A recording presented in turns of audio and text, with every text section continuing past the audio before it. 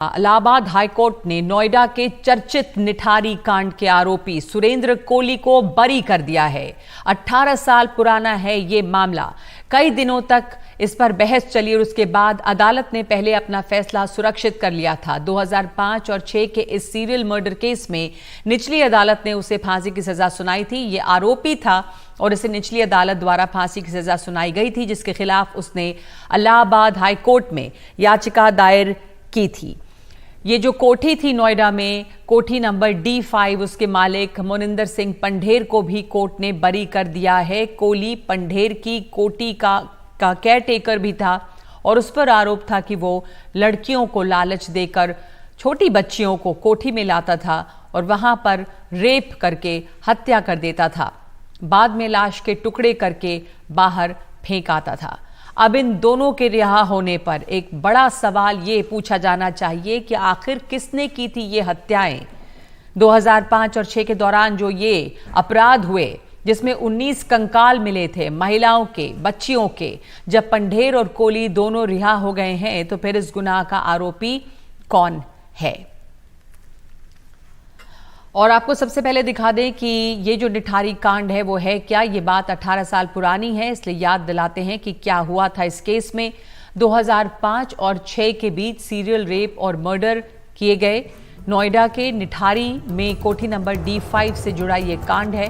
निठारी गांव की दर्जनों लड़कियां गायब हो गई थी। मोनिंदर सिंह पंढेर की कोठी के पास नाले से नर कंकाल मिले। 19 बच्चों और महिलाओं के कंकाल मिले थे। पुलिस जांच में खौफनाक खुलासे हुए थे। लड़कियों के अपहरण, रेप और मर्डर का खुलासा हुआ। पंढेर और कोठी के केयरटेकर सुरेंद्र कोली पर आरोप लगे। कोली लड़कियों को लालच देकर कोठी में लाता था। पुलिस ने पंढेर और सुरेंद्र कोली को गिरफ्तार किया। बाद में यह मामला CBI को सौंप दिया गया। निचली अदालत ने दोनों को फांसी की सजा सुनाई। इलाहाबाद हाईकोर्ट ने अब दोनों को बरी कर दिया है।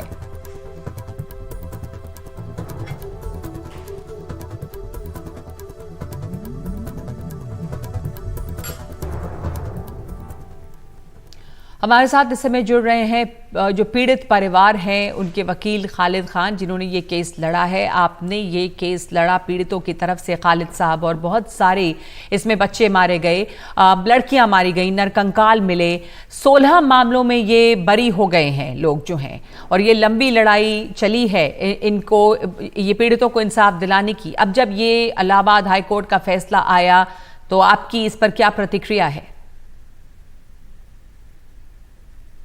देखिए, सबसे बड़ी बात तो ये है कि CBI ने जो इन्वेस्टिगेशन किया था वो शुरू से ही बहुत ज्यादा ढीला ढाला इसमें इन्वेस्टिगेशन था। टोटल जो डिपेंड था केस, वो सरकमटेंशियल एविडेंस का केस बनाया गया था शुरू से।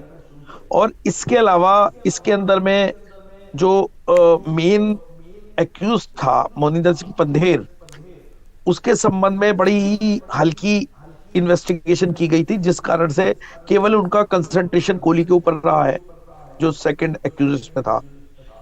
अब उसके बावजूद भी जितनी हमने इसमें कोशिश की, जो एविडेंस आए हैं ट्रायल कोर्ट के सामने और जो एप्रिशिएट किए हैं ट्रायल कोर्ट ने, वो टोटल सर्कमटेंशियल ऑफ एविडेंसेस की चेन थी, जिसके बेस पे ये सारी सजाएं दी गई थी। और चूंकि मोनिंदर सिंह पंढेर पे तो शुरू से ही केवल 3 मामलों में ही फांसी की सजा हुई थी, बाकी तो मेन कंसंट्रेशन कोर्ट ने भी सुरेंद्र कोली पर रखा था। तो अब चूंकि ये 16 के 16 केसेस में बरी करना, जबकि किसी व्यक्ति के घर से सारी डेड बॉडीज मिलना, उसके घर से काटने की आरी मिलना और उसके घर से सारी वो सर्कमस्टेंसेस मिलना, जिसके आधार पे कम से कम प्राइमा फेसी नहीं बल्कि एविडेंस के बाद भी केस मेड आउट हुआ था। तो ऐसी स्थिति में बड़ा ही, अभी पूरा जजमेंट हम पढ़ नहीं पाए हैं हाई कोर्ट का, लेकिन ये पक्की बात है कि ये जो जजमेंट है ये केवल इस आधार पर इन्होंने ये इनको बरी किया है कि साइंटिफिक एविडेंस पे भरोसा नहीं किया है हाई कोर्ट ने। उन्होंने ये कहा है कि चूंकि डायरेक्ट कोई भी एविडेंस कोर्ट को नहीं मिल पाया है, इसके अंदर कोई भी डायरेक्ट गवाह नहीं है जिन्होंने देखा हो, केवल साइंटिफिक एविडेंस पे बेस्ड पूरा ट्रायल चला है। जी, साइंटिफिक एविडेंस पर ये ट्रायल चला और इस तरह के सबूत नहीं मिल पाए और इसलिए ये लोग छूट गए हैं। लेकिन अगर हम देखें बड़ी तस्वीर तो इसमें इतनी ज़्यादा लड़कियों को मारा गया, लड़कियां मरी, गायब हुई, अब उन्हें इंसाफ नहीं मिला है और आपने उनके लिए ये केस लड़ा। अफसोस है आपको इंसाफ नहीं मिल पाया। बिल्कुल, इसमें कोई शक नहीं है कि देखिए, जो हमने अब तक की लड़ाई लड़ी थी उसके अंदर में जो जो एविडेंसेस फाइल के ऊपर हम लेकर के आए थे, उसमें जो हाई कोर्ट ने ये बड़ा ही निराश करने वाला जजमेंट दिया है। लेकिन इसमें कहीं कोई दो राय नहीं है कि हम आगे अब जो है इसमें आगे की लड़ाई की तैयारी करेंगे, और जो विक्टिम्स हैं उनको अभी न्याय पूरी तरीके से मिला नहीं है। वो जो मिलना चाहिए था वो मिला नहीं है, और हाई कोर्ट ने जजमेंट लोअर कोर्ट का पलट करके जो इनको बरी किया है वो बड़ा ही दुर्भाग्यपूर्ण, निराशाजनक फैसला है इन विक्टिम्स के लिए। दुर्भाग्यपूर्ण और निराशाजनक फैसला आपको ये लग रहा है और अफसोस है क्योंकि पीड़ितों को अभी तक इंसाफ नहीं मिला पूरा। और आप ये कह रहे हैं कि इसमें वजह ये रही कि सबूत कमजोर रहे, सीबीआई ने जो है वो ठीक तरह से साक्ष्य पेश नहीं किए, सर्कमस्टेंशियल एविडेंसेस पे ये केस रहा, यानी कि मजबूती से वो सबूत नहीं पेश किए गए। डेफिनेटली जो सीबीआई ने टोटल सर्कमस्टेंशियल एविडेंस का केस बनाया था, और उसमें जो सर्कमस्टेंशियल एविडेंस के आधार पर भी आप ये देखिए, जो पंडेर से जो आरी बरामद की थी जिससे ये बच्चों को काटता था, और कन्फेशन था नोएडा पुलिस का, उसको भी सीबीआई कोर्ट ने इनिशियल स्टेज पे दिखाया नहीं, उस पर रिलाई ऑन नहीं किया, बल्कि पीड़ितों की तरफ से बाद में वो पेश की गया वो डॉक्यूमेंट। तब जो लोअर कोर्ट है उसने उसको अपने उसमें लिया साक्ष्य में। लेकिन सीबीआई ने कभी नहीं माना कि पंडे से कोई भी आरी बरामद हुई हो। तो सीबीआई ने चूंकि माना ही नहीं, जो एक तरीके से कहना चाहिए वो वेपन है, जिस वेपन से उन बच्चों को मारा गया, काटा गया, सीबीआई ने उसको कभी एक्सेप्ट ही नहीं किया कोर्ट के अंदर में, बल्कि पीड़ितों की तरफ से वो टोटल केस डायरी जो नोएडा पुलिस की थी, जो सीबीआई के द्वारा छिपाई गई थी, वो सारी सामने रखी गई लोअर कोर्ट के, तब जाकर के। तो डेफिनेटली इन सब का जो खामियाजा है वो मुल्जिमों को फायदा मिलना था, और खामियाजा तो अभियोजन पक्ष को भुगतना ही था।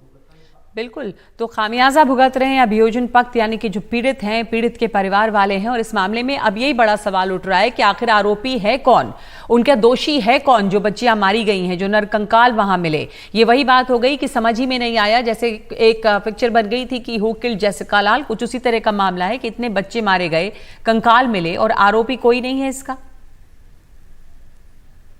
19 बच्चों की डेथ हुई, इसमें कहीं दो राय नहीं है। उनकी डेड बॉडीज मिली, हड्डियां, नरकंकाल मिले, इनमें कहीं दो राय नहीं है। लेकिन बात फिर वही आती है कि 16 बच्चों को मारा किसने। जो भी सर्कमस्टांसेस बोलती थी, जितने भी सर्कमस्टेंशियल एविडेंस थे, वो सारे मोनिंदर सिंह पंदेर की और सुरेंद्र कोहली तरफ इशारा कर रहे थे। और इसके अलावा उन सबकी जो चेन जोड़ी गई थी लोअर कोर्ट ने, और उसके बाद में जो भी एविडेंसेस लोअर कोर्ट लाई थी सामने, उसके बेसिस पे ही ये जो है कन्विक्शन का जजमेंट पास किया गया था। लेकिन उसके बावजूद भी सीबीआई की जो फॉल्टी इन्वेस्टिगेशन रही, उसका खामियाजा भुगतना पड़ा इवन पीड़ितों को। इसमें एक बात मानने वाली सबसे बड़ी है, देखिए आप, ये बेशक सजा से बच गए, लेकिन जो सबसे बड़ा इसके अंदर में पिंकी जो लड़की थी, वो पायल बड़ी का फादर नंदलाल, उसको सजा हुई, उसको बयान बदलने की सजा हो गई। लेकिन जो दो मेन मुलजिम थे, उनको 16 के 16 केसों में हाई कोर्ट ने बरी किया।